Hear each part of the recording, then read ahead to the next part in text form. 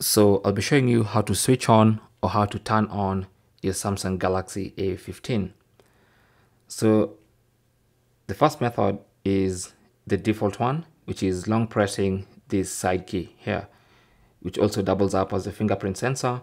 It's also your power button. So you want to long press on that button. Just keep pressing until the Samsung logo appears, and then you can release and allow your phone to boot up.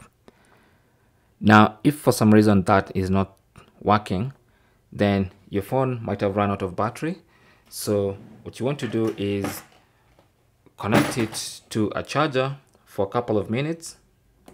Just connect a charger and charge it for maybe 20 to 30 minutes. And the phone will either start itself, or after that time has elapsed, you can just come and try to long press the side button again, and that should switch on your Galaxy A15. Thanks for watching.